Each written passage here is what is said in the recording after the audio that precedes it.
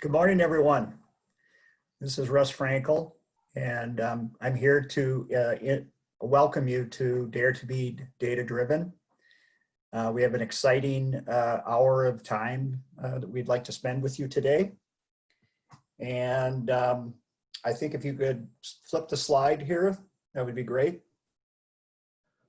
Wonderful. We have a special thanks, of course, to Atlas. I was just kind of complimenting them personally here about how good they are at producing these events. And so we really want to thank them, and Heather as well for your leadership for today's event. We're almost ready to go, but just a reminder that if you have any questions or needs, to just place them in chat. We'll be monitoring that, and we certainly would love to be engaged with you in that way. You're, of course, muted on your end. And just a quick reminder, a simple reminder that presentation and other resources will be linked through the ACP Institute. So, ready, steady, go. Next slide, please. All right, well, I'm going to introduce myself, Russell Fraenkel. I'm a facilitator today. It's a joy for me to support Karen Gerdin, Alison Wilcox. I'm a regional transition coordinator in the Northwest and East Metro region. Love doing that work. And I'm going to just, at this stage, just hand it off to Karen to introduce herself. Good morning. I am Karen Gerdin, and I work at the Hub Center, St. Paul ABE. I'm an assistant supervisor there, and I oversee our workforce education and our outreach sites. In addition to that, I am the regional transition coordinator for St. Paul. So sit on the same team as Russ. Yeah, we get Alison? we get to jab each other in meetings. It's a joy. Alison, please introduce yourself. Hello, everyone. I'm Alison, and I'm with Metro South, ABE, and we are in the Bloomington area, and I'm the Career Pathways Coordinator, so I'll be talking a little bit later. All right, and Allison's just going to get a breath here because guess what? She was presenting in the earlier session. So thank you for that, Alison. So here's what we're going to do. We'd like to get started by having you tell us what ABE program you are representing and what are you hoping to learn from today's session. So if you could just put a little something in chat, we'd appreciate it. And I will kind of monitor that.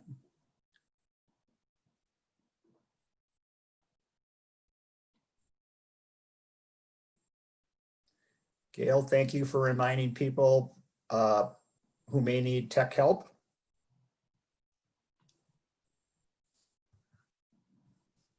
Matthew Miller, Metro North ABE. Hi, Matt. How are you? Good morning, Astrid. All right, we've got J.A. Turner. I was curious what data you were specifically looking at. All right, well, hang tight. You're going to know more soon. We've got someone from corrections. Besides relying on tape scores, what are some of the assessments that can be used? I'm not with a program, I'm a student. Well, welcome, student from Hamlin. I'm Kelly with Summit Academy in Minneapolis. Kadra from Minneapolis ABE.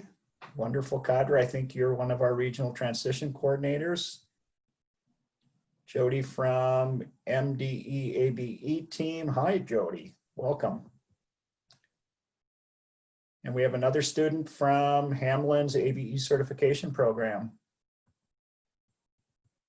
All right. Well, I just want to welcome you and thank you all for coming. And this was just a trial run for us to utilize chat. This is exactly where you're going to kind of indicate questions you may have or just comments, which is wonderful. We love hearing them. We need that kind of reinforcement. Thank you so much. Thank you, Russ. Wow, we have a great group that will be participating today. And we hope that we're able to bring you some valuable information, some tools that you'll be able to use. The goal, the focus, the objective of our session today is to help you use data to plan, recruit, and assess your career pathways. Myself and Alison will be speaking about different tools throughout this session on how we use those internally, externally, and how we basically plan our career pathways. At the Hub Center, we have 9 different career pathways that we run, and those run throughout the school year as well as over the summer.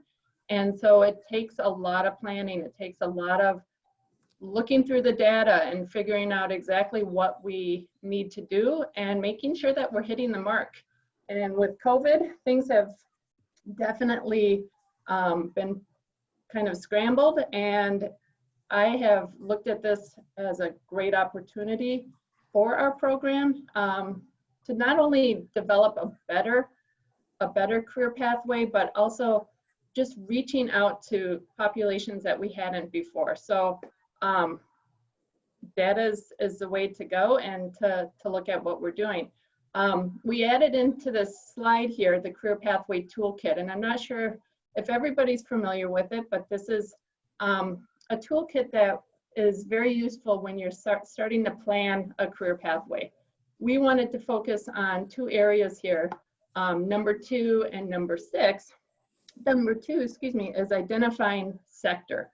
So looking at your career cluster, pulling data from your neighborhood, your community, and identifying what businesses, what companies are doing hiring, and searching for that. So we'll be going more into detail about how to look at that data. The other point is number 6, measure systems change in performance. So, you know, system change is what's happening right now. We have a lot of change, and so how do we look at that, and what do we do to adjust and pivot for our success? So that's to start us off. We would like you to chat in how your program currently is using data to plan for either your current pathways or for your new pathways. So you can take a moment if you want. And Russ, I can't see the chat right now, so if you're able to, Yep, to help me out there. I can help with that. Well, we have Sherry, who is indicating I'm a new coordinator at Metro North, very new to ACP and just trying to figure out where to start. So that toolkit, great place to kind of get started with, for sure.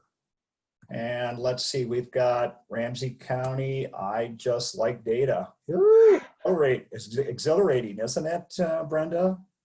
All right, we've got, hi, I'm a student at Hamlin ABE.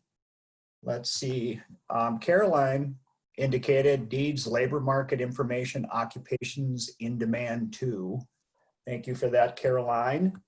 And right above that, we've got a link to access information from, okay, the link here for resources for ACP for the toolkit. Thanks for putting that in, Heather. Yes, thank you. All right, and then one last thing, we use data on our career placements to make sure our programs are helping connect people to meaningful jobs in the community. And if they aren't, we use data about job industries to see where gaps exist and how we can train students for those gaps. That's for Kelly O'Brien. Yeah. And as a student, I'm interested in how to use instructor data or instructor use data for students. Very good. I like the thoughts here, and I hope that we're able to touch on some of them. So we're going to just start right off here with objective 1, and that is using data to plan your ACPs. What type of pathway makes sense for your program, your demographics, your neighborhood, your community? What makes sense for the labor market that's in your community? And then what makes sense for your COVID risk? I mean, who knew that we would be asking that question, right? So it's about finding that right balance and figuring out, is this a class that we should be holding?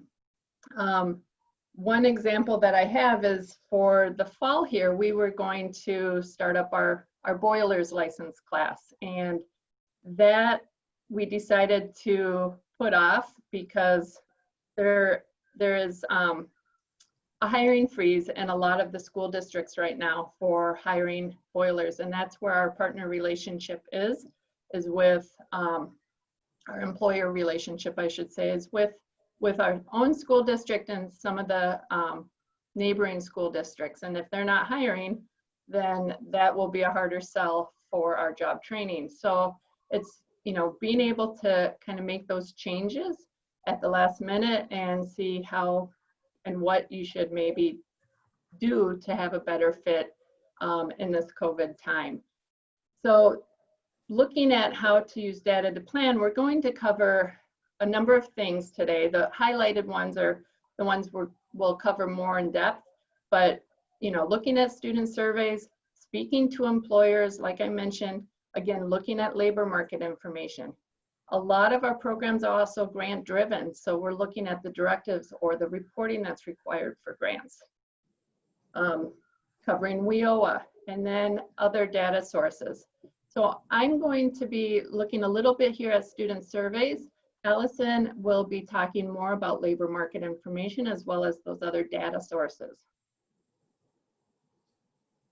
So planning, again, planning for your ACPs and using student surveys. I think somebody mentioned in the chat that they're wanting to gather that information from teachers and see where their students are at. So that is a big thing on what we do here at the Hub Center, is when students come into the Hub Center, we do some informal data gathering. We gather data about when they're doing intake, about what their career or their educational interest is. And that's done at intake as well as in our orientations. Now, what does that look like now? It's a little bit different because all of our intakes and our orientations are online. So again, we had to make some adjustments in order to get some of that information. But our intake staff will ask students, what do you want to do? What is your career goal? What is your educational goal? And so we document that into SID, and I'll talk more about that in a little bit. But we document that information in SID, so then we have it available for our teachers as well as for their next steps. Now, formal surveys are surveys that our teachers will do after a career pathway class. They may take a survey at the beginning of a class just saying, what would you like to learn? What do you want to see in this class? But at the end of the class, they'll talk more about, was this class useful? What else, what other information do you want? Where would you like to go from here? And so those surveys are used to inform the teachers as well as me on what we need to do to tweak that class. How do we look at it? And again, I want to stress that Alison's going to, she has some very good information a little bit later here about how they use that survey internally as well as externally. As I've mentioned, COVID, so a lot of those forms have had to be put online, and so we're using Google Docs to document some of those areas of what they would like to be learning, what kind of schedule they can come to class, do they have kids at home, what kind of device are they using. So again, our teachers are then getting this information and able to tweak and pivot how they're doing their class. And so they're gathering that data, they're gathering, okay, we have 6 students that are coming into this class on cell phones, and we have 2 students that are using iPads, and the rest of them are on laptops. So how do I go about getting them the information they need succinctly? So again, it's doing these online forms. They are collected, and then the teacher is able to analyze that and move forward. All right. So Alison on this next slide is talking a little bit more about the labor market information. So I'm going to leave it to her to move forward with that. Thank you, Karen. So in addition to student surveys and collecting information through kind of registration process and student surveys, For planning ACPs, I think many of us use the labor market information from DEED, and DEED is the Department of Economic Employment and Economic Development. Actually, I put that in the slide because I mix up the words sometimes. So that is a department that is also connected to career force centers, and they have very good labor market information tools if you go on the website. The website is here in the slide, also at the end of the presentation. So you can actually go in and filter for the type of data that you need in terms of unemployment, recent employment trends, longer term trends, unemployment situation, labor force participation rates, and wage growth. So there's actually more in there, but these are just some of the filters that you can filter for. And I would recommend, I've gone in there and it's not easy to figure out what place to go to, but you can ask for help from your labor market analyst.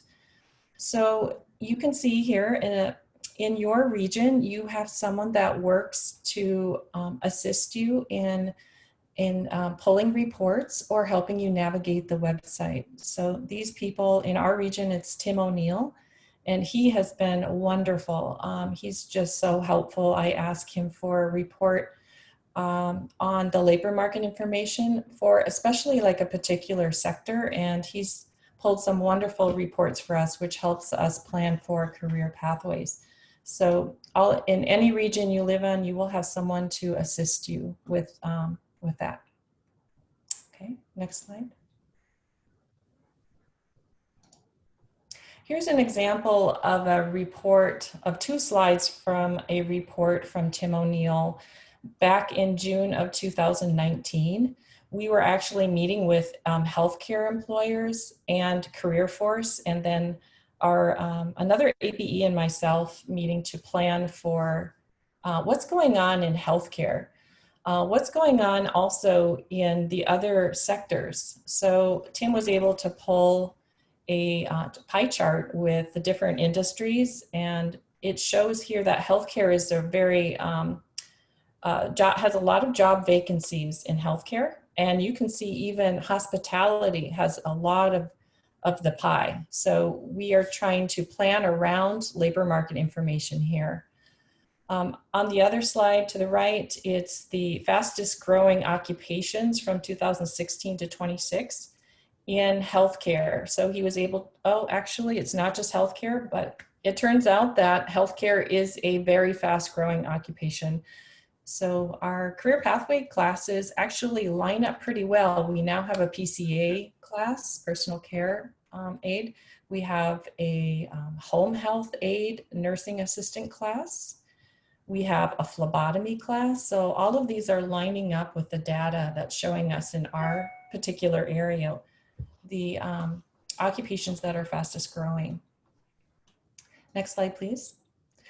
I just asked Tim, he's a wonderful person and very fast with getting data.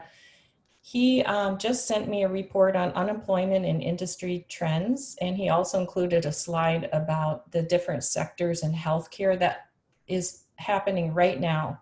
This is the most current information as of Monday. So you can see here that a lot of as we know, because of COVID situation, a lot of the industries the growth rate is really slowing down. However, if you look at healthcare, it's not slowing down as much as others. Like in leisure hospitality, you can see that has slowed down quite a bit. But we know that healthcares remain pretty steady. There are still positions open, though not as much from a year before. So we're using current data as well. Next slide, please. I'm going to change to another tool that we use. We use other data sources when we're planning also. One of them I'd like to highlight, I don't know if Caroline Nurhaus is on this webinar, but she has put together a wonderful transitions planning during a pandemic kind of report or presentation that was at the Summer Institute. And I just wanted to highlight that this was helpful for us in our program. When I saw her report, these were some of the, they actually surveyed people out in the workforce, and especially people of color. These are BIPOC, Black, Indigenous, people of color community. They have been affected by COVID-19, and we know that it's harder for people to even get to hybrid or figure things out. There's a lot going on with that community. A lot of barriers with technology as well. Dislocated workers are like, they want to continue their educations. Some other data that came out of the report are people putting plans on hold, people still wanting short-term certificates, technology and psychological barriers. These are things we need to know while we're planning career pathways. And then also, Americans have a lack of understanding of the value of post-secondary ed. I thought that was a very key finding for us, that we need to highlight how important it is for students to move on into post-secondary programs, even for 1 or 2 years, and get that extra credential also. Okay, next page.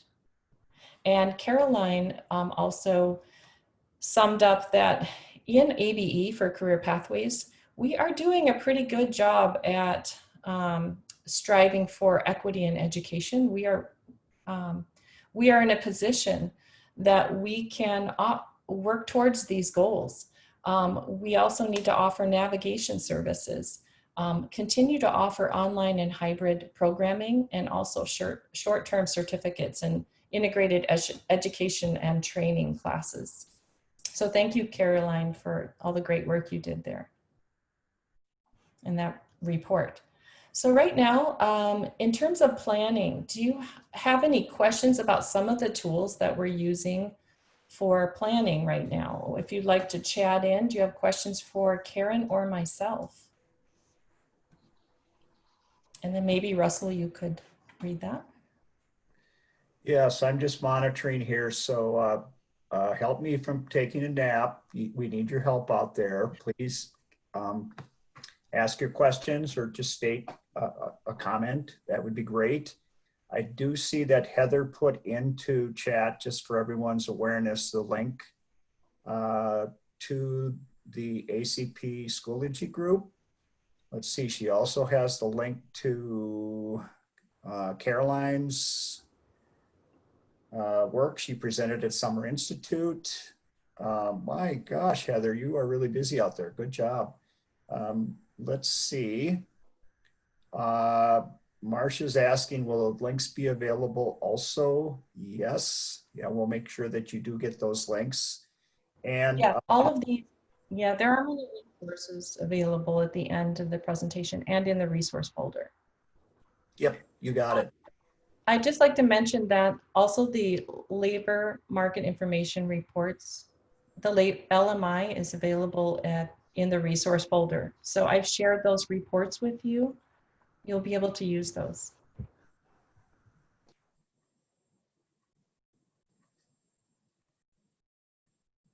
All right, are we ready to move on to the next area? I think we are. Okay. So we do have another chat question. We want to just make sure we're keeping you on your toes as well as keeping us on our toes. So our next section is on recruitment and how to use data to recruit participants for your career pathway. So if you have a program that you are using data to recruit for either your current or your new career pathways, please chat that in.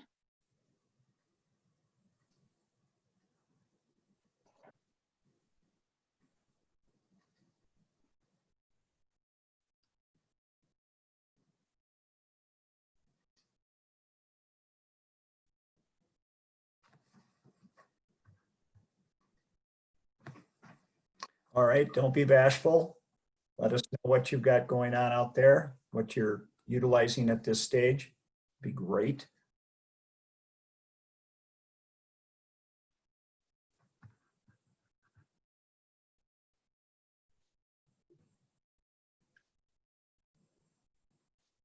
All right. Can we move on then? I think so. Yep.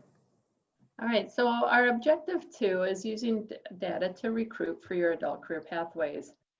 What data do you need to look at for pulling in new students or current students? Collecting interest, TABE, CASAS levels, looking at technology barriers. So we're going to highlight, again, we're going to highlight a few tools today that our programs use. I will be highlighting SID, how the Hub Center uses SID to do recruitment. There's also outreach to agency and partners. So for instance, we have a listserv that we send out information to all of our partners and agencies about the upcoming career pathways. We have MailChimp that we use for getting some of those flyers and that information out to our partners. Then we'll look at career pathway interests, and Alison will talk more about how they use Google Sheets internally and externally, and then how she uses an online class sign-up system to collect data and collect interest for their career pathways. So recruiting using SID, I bet you never thought about doing that. When students, as I mentioned earlier, when students come into the Hub Center or other sites, we talk to them about their career interest. And one place that we put that information is into SID. And I did a real brief kind of line of how that works here in this slide.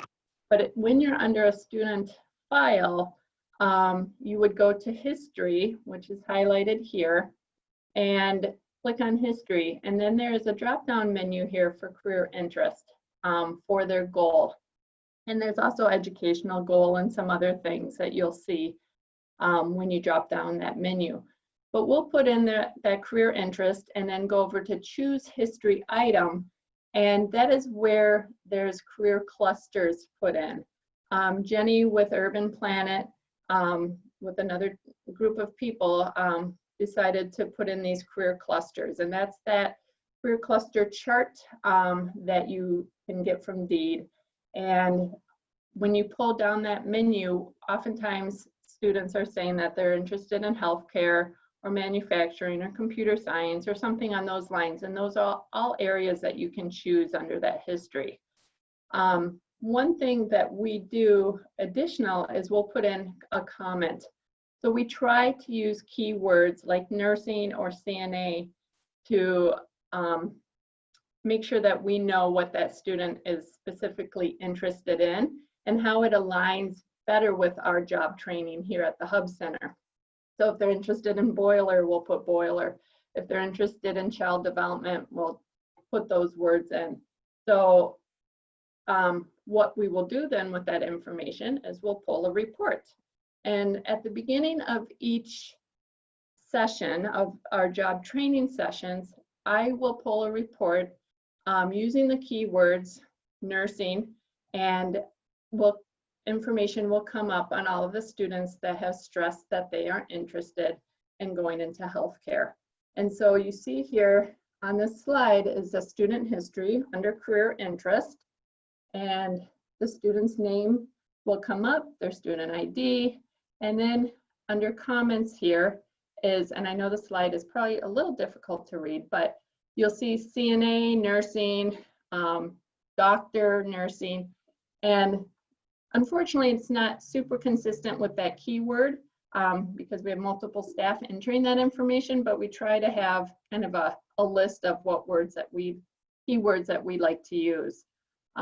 So when I pull this report, I then go into each student record to see if, one, they're eligible, two, they're still active, because sometimes it does pull up students that aren't currently active in our system. And then I either email out information or I give them a phone call and I say, hey, I see that you're interested in nursing. We have a CNA class coming up. Is that something that you'd be interested in doing? And so not only is it kind of that personal touch, but it's also kind of reminding that student of those goals that they have. They might think, oh, I'm not ready for that yet, but maybe I am. And so it helps kind of be that tickler of getting them motivated again and getting them into the classes. I did do a screencast, which is in our resources, on how to find this report in SID, in case you haven't used it before. It's pretty simple, but it does take a little bit of kind of toggling between tabs. So from here, Alison is going to speak more about using Google Sheets for internal use. Thank you, Karen. I would like to learn more about how you're using SID as well, so I'm really grateful for the screencast that you made. Another way that we collect interest for ACPs, Adult Career Pathways, is that we actually rely pretty heavily on word of mouth in Metro South. We also have things on our website now, Career Pathways website. So we are getting calls in from outside and through partners. And then what we do is we collect interest in through different ways. So our staff collects career pathway interest from general online registration forms. There's a choice in there. I'm interested in career pathways, or they can put in a particular class. People do call in or email their interest in career pathways. Sometimes it's just career pathways, not any of the other classes. The navigator can also access this list and put maybe a student she works with that wants more information on a class. Then what I do is they put this information in, and you can see the image here. It's year by year. We collect the data, and you can see we have the date, first name, last name, student ID if they have one. The date of birth helps us look people up if we can't find them, or we want to check, are they a new student? The phone or email, their career pathway class interest. Otherwise, we'll just say career pathways. And then we have follow-up notes. So basically I record the date and how I contact them. And I make notes about people, like if they've already had a healthcare background, or let's say they happen to have a master's degree, this is good information for me to know. So I am able to contact people. And this is shared with our office staff so they know that I've contacted them. So I can also help people navigate the new career pathway website. Many people are still new to this. And also I can answer questions for new students. Okay, the next way that we use data it's kind of related to recruiting. Basically, we have students use, on our new career pathway website, they are interested in career pathways. They can look up the career pathways. They can see what they're eligible for. So first, they will say, okay, I'm in this class. What classes can I take? So they can use a self-assessment guide here to help test them and guide them and tell them what class group they're in, so they know which classes they're eligible for. So this helps students self-assess, Okay, next slide. On our new website, so once they figure out, okay, I'm in Lynn's day class, these are the classes that I can take for career pathways. I have this reading level. Then there'll be a sign-up form for a particular class, or it's a Google form, and they can just sign up for the class right there if they have a student email account.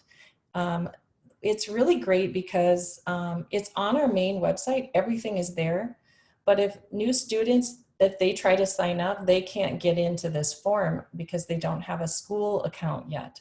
So then that's when I'm notified and they can fill out the interest form on there. So I can call them and explain the process and see if we can get them tested and get them a new school email account. So right now we have, I believe 12 people signed up for fall NA prep, and all the information's there, and they should be, we're gonna check their level. So it's working so far. We're just trying it out. Okay, next slide, please. Okay, so these are some of the tools that we've used for recruitment. And are there any questions for Karen or myself at this point? Yeah, we do have a question that was asked earlier by Marcia Kath, and she was wondering, are these interest/class emails sent out by administrative type people or support people or instructors? At the Hub Center, we have our intake staff and navigator help us with that. Okay. The surveys happen after students have taken one of our job training classes, and the teacher will do that survey to gauge how they taught and if they met the gaps that the students were needing to be filled. Okay. Anything from you, Alison, on how you approach that? So we don't actually, so basically I cover, because we're fortunate that my job kind of basically covers everything. I do everything else. Yep. People, but the teachers, once the students are eligible for class, that's when the instructors take over. Steps in. Yep. Great. Any other questions, folks, before we move to the last section? Let's see, we've got something from Noelle Frost, who said, do you have any data on the effectiveness of the different recruitment methods? Do you track how students found a class?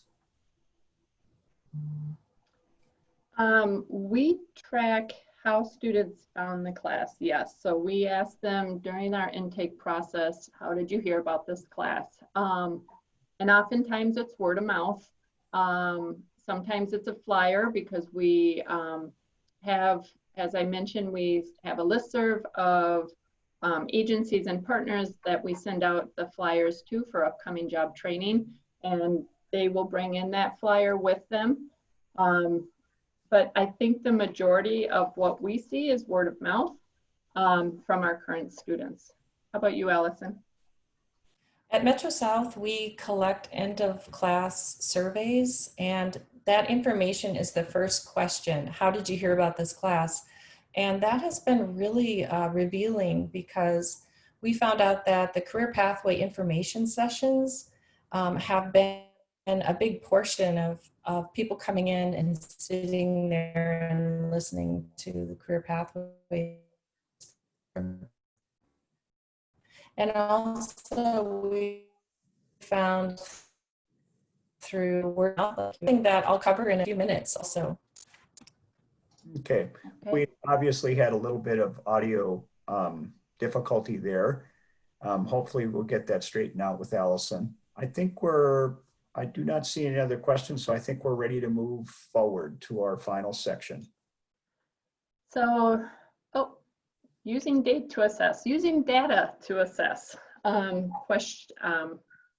Question to the participants. So if you as a program use data to assess your current career pathways, could you chat that in and let us know maybe how you are doing that as a program? The assessment part of data often comes from, and what we'll talk more about is from grants, and assessing how those pathways worked for that aspect. So if there's other ways that you use data to assess your career pathways, just let us know that.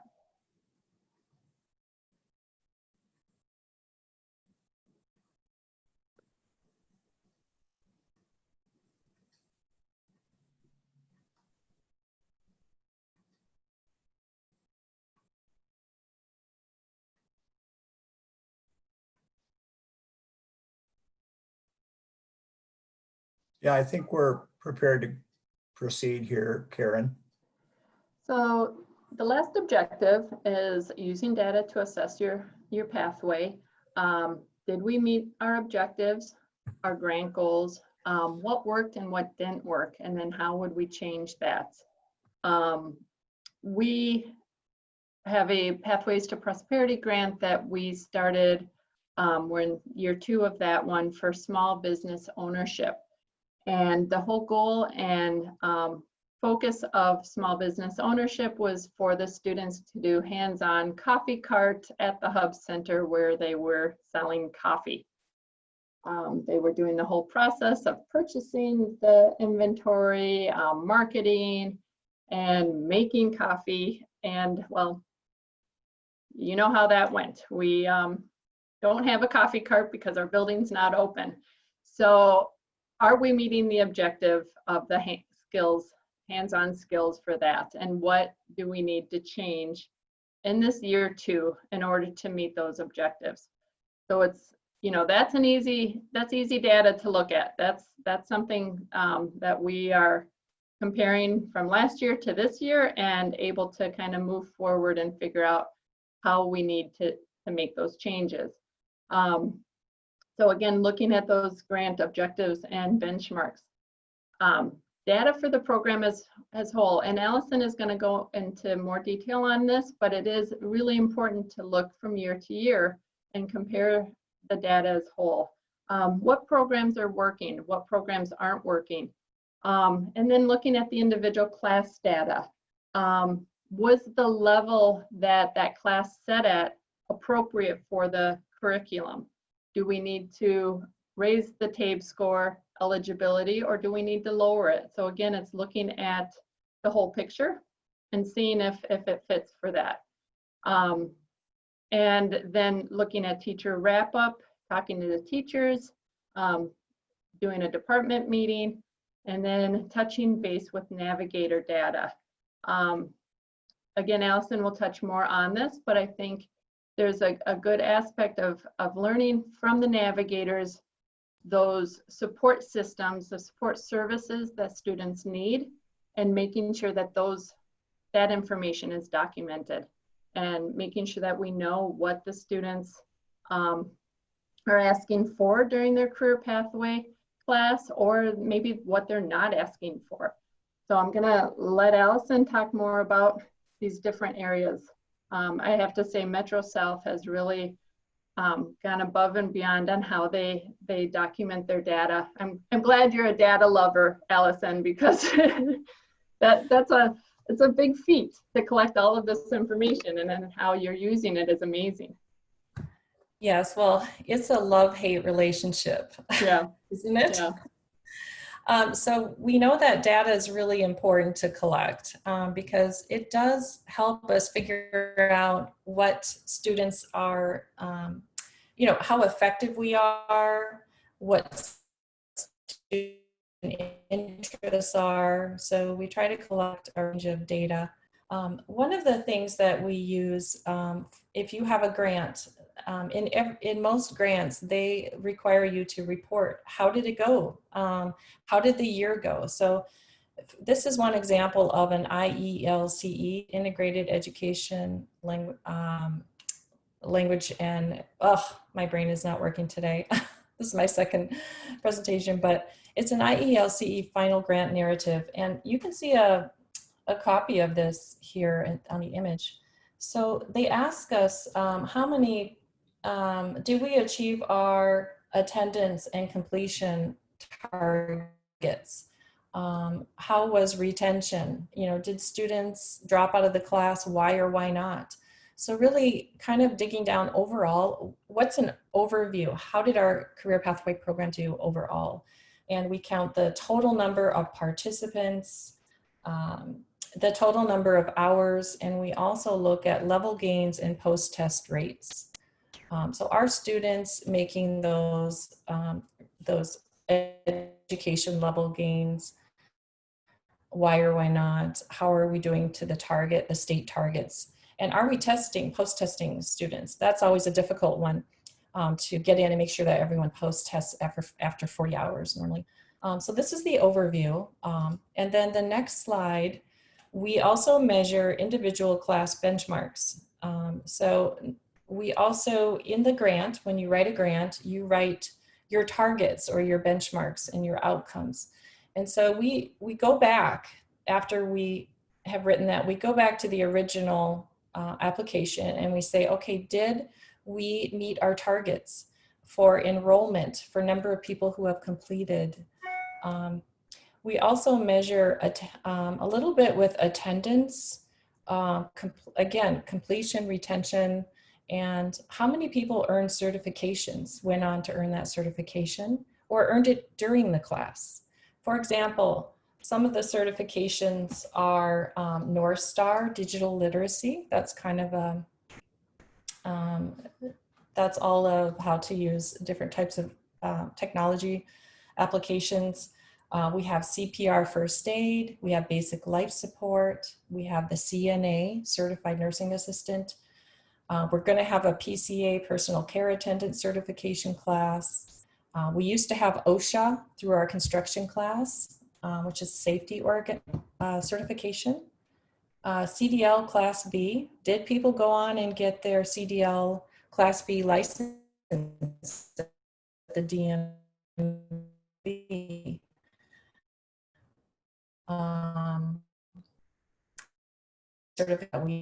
Also, did people earn the legal terminology? I think my internet is going on and out a little bit. So we measure other, you know, did they get the college articulation credits or other benchmarks, such as a library card in one of our classes? Okay, so that's really important to get the individual class data for that. And I get help from the teachers. We all work together as a team to get this data. Okay, next page. Another way we get data is through career pathway student surveys. So at the end of class, you can see on the right, the first question that I ask is, how did you hear about this career pathway class? And we have different marketing tools here, and I'll enlarge this for myself that this was a phlebotomy class, and they found that the information meeting was very helpful. That's the green area. They found, oh, from a friend or family member is the yellow. So you can see word of mouth, as we suspected, is very high. Also, the purple is career class flyer or career pathways brochure, and the blue is Metro South website. So we're going to continue to measure our marketing and how people hear. Another question is, in general, this is one we just added, which kind of class format do you like best? Do you like online classes only, hybrid, or in person? We want to collect that information. And overall, were you happy with your online class? That's another key question. Is their online class experience helpful? Is it good? So some of the other questions you can read there on your own. You can go back later and read those if you like, for sake of time. Okay, next one, please. So we also collect data from the Career Navigator. We are fortunate to have a Career Navigator. I think this is our 7th or 8th year of having a navigator through Minnesota Opportunity Corps. And each year we get a new navigator. I train that person in, and I show them how to start collecting the data that we need. We need this data because all of this data that we collect is helpful to write grants, and people need to have numbers behind that so we can show them, yes, we have the support in place and we have pretty good numbers, hopefully. So the Career Navigator data measures the total number of students, total services, number of resumes, number of mock interviews, how many people were placed in volunteer or employment. And you can see we have 2 systems. One is through Excel sheets. It measures, one is for all Metro South students, and then the other Excel sheet is career pathways. And you can kind of look at the image here. The navigator goes in, like last year we had, or this might have been the year before. We had 87 resumes. We had 31 letters. So we measure year to year as well. And then I'm called base. They also send me data at the end of the year, which I can use for grants, and I keep track of that as well. So it's kind of cross-checked a little bit as well. It's not going to line up exactly, but it is a helpful tool to have both.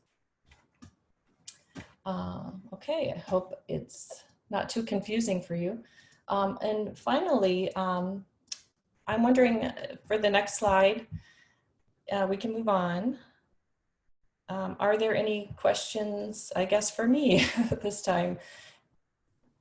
And I know it's a little bit overwhelming, but you can always review the slides, and there's a lot of resources at the end you can tap into. Well, this isn't really a, excuse me, Alison, this isn't really a data question as much as it is, I'm curious with your Navigator relationship, how is that Navigator role funded? How does that, because that's a really big facet or a feature of a program to have access to a Navigator. How is that funded? That's a good question. We actually apply, it's an application that we send into the Minnesota Opportunity Corps. And Minnesota Opportunity Corps is under the umbrella of AmeriCorps. So Okay. under AmeriCorps, there are many programs for like, opioid recovery. There's the CTIVE program, which is digital literacy focused. But Opportunity Navigator trains people to be career service providers. And without a Navigator, or if you don't have one, you could apply there. Usually in February, March, they're opening applications. Or I think even year round, they're starting to take applications. Just go to the website, or if you work through a career force, you can always refer to the career force, which is what I think other people do, or use your partner technical college navigators. So there's all kinds of ways people use navigators, but they are an important part of career pathways to help students. And I believe with Opportunity Corps, there is a fee for your agency to pay. Yes, it's around $8,000 a year, Yeah. But the Navigator works full time. So you're definitely getting, it's well worth it. Yeah. That's a lot of value for $80 Yes. for sure. Yes. I do. Alison, thank you for that answer. Karen, you as well. We do have a question from Lisa Gibson. And she's asking, are there any insights you've gained from your data that you think you would have missed without it? That's a good question. So some of the insights we might have missed are, I personally like to collect data from the students and the teachers, because I feel like that's where our service is, that's how it lives. And so I think that is like a really important, not only the hard data, but the not only the quantitative, but the qualitative data from students and teachers. That also really gives us more insight into, is our students doing well in this class? Do we need to make the level of student reading higher? Are students struggling? So I think that data from teachers and students is also just a key component, which is something we're really looking at now. Well, and I think one thing Alison and I had a conversation about when we do our civics reports or any of our other grant reports, we like to put in an anecdotal data, in a sense, kind of the good feeling information, to just make sure that the state or whoever has the grant can see that, yeah, maybe these completion rates aren't exactly where we thought they would be, but look at what these students have done. And we both kind of were like, we don't know how effective that really is, but for us, that's the important data, is to know that this one student, it was kind of like in that video that we saw at the very beginning this morning, just this is why we do it, because we're moving families and individuals forward, and that one person is going to make that big difference in their family and in the community. And yeah, maybe they didn't get that North Star certificate like we wanted them to, but they completed the class and they completed OSHA 10 over Zoom. I mean, holy smokes, that's big stuff right there. So, you know, it's just looking at the quality, like Alison said. Yeah, thank you, Karen. The data, you know, you can't be solely focused on that quantitative data. You really have to hear from students. They come back and say, I took this and I decided to go in this field. So sometimes it's delayed. You know, that data is delayed. We may not see the outcome, but we are like planting seeds, really. Most of the time we're getting them going, and that will show later, often, sometimes even a few years later. But students have a lot going on, and you just want to plant the seed, get them the experience. Okay, well, this is a bit of a time check. We have like 3 minutes, and we do have a question from Kadra, and it's really regarding the Navigator piece. And she's just wondering if there are any grants that maybe our audience is aware of out there that can help with the Navigator fee. I know I've heard of, I'm trying to think of the organization down in the southwestern part of the state that has been tapped to do sort of some pathway stuff. I don't know if Karen Wolters is on the line for that. But are there anyone out there that would comment about that to be of help to Kadra? Well, we've written in navigators into our grants. So whether we're partnering with Goodwill or we're partnering with other agencies, we will write that into a P2P grant or a civics grant. So it's kind of being thoughtful at the beginning of how to use the resources and where you want to be using them. So that would just be, you know, that thought. Yep, super. Well, we're going to wrap this up. I think we've got a slide or two yet because we're kind of moved into. Yeah, and what we wanted to do is just kind of connect the dots. As you see from this slide, data is interconnected. So the planning, recruiting, and assessing phases of data and connecting data, it goes in that circle. It goes in that cycle of when you're planning, what are you looking at? And then when you're recruiting, are you looking at the same thing? So it's pulling student information and using that not only for planning, but recruiting and then assessing and how we would change those things.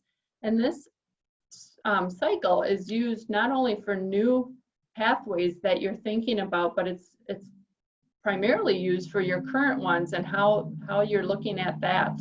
And just, again, you're bringing it all in to that full circle.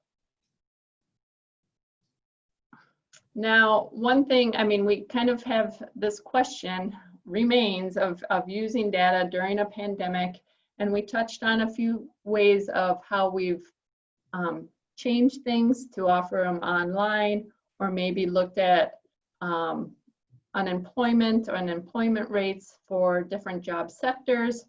But it's also looking at, you know, can we offer classes that are hands-on at our center? And if not, then how do we do that? So I think there's just a lot of questions around planning and using data during this pandemic.